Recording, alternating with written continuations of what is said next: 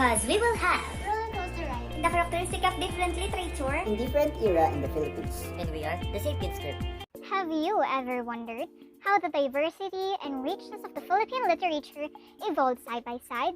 From how our ancestors shared it with their family from prehistory through its colonial legacies and onto the present?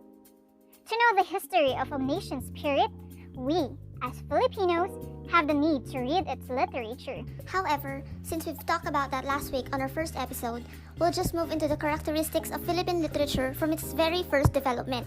Because for Sapiens Scripts, an important quality of telling literature is to share it with others, to share it with you, the intense realization of human experience. The question here is, what are the characteristics of literature in the different eras in the Philippines? So, let's start. In the pre-colonial period, the literature was characterized based on oral traditions, rituals, and unsolid beliefs of the tribes during this period.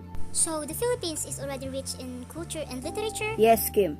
Our ancestors showcase a rich past through their folk speeches, folk songs, folk narratives, and indigenous rituals, and mimetic dances, and is often forms in spiritual, epic, and moral themes.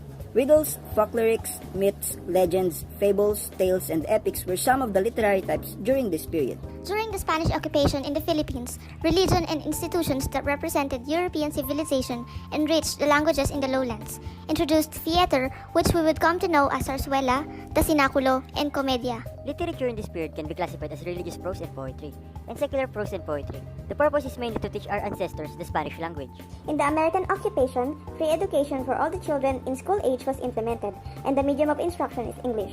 The languages that dominated are Spanish and Tagalog. In terms of literature, the languages used are Tagalog, Spanish, vernacular, and English. The literature was considered as imitative of American model, where the students wrote an original while being ended up following the form of American poets.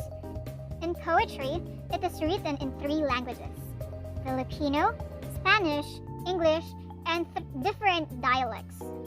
In drama, during the early American period, zarzuela gained popularity. Zarzuela, if not all, are directed against the American imperialists. Novel is written in a borrowed language, for example, English, dwelled on the Filipino custom and traditions. Short stories are marked by imitations of the style of storytelling and strict adherence to the craft of the short story as practiced by the American fictionists.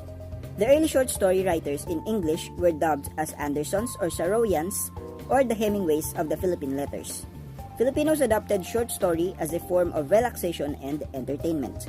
In the Japanese occupation, the Filipino literature during this period was given a break, as many plays, poems, and short stories were all written focusing on the theme about life in the province.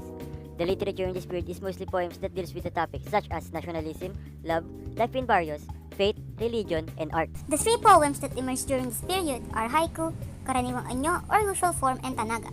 The main purpose is to express their emotions or subjective side rather than intellectual. The characteristic of literature in modern society opens new highlight on expressive culture of the Filipinos. This time, writers became more conscious of their art with the rapid spread of writers' workshop here in the Philippines. Thanks again for listening and enjoying Sapiens Script. Our mission here is to share knowledge and let everyone be aware of our past to present.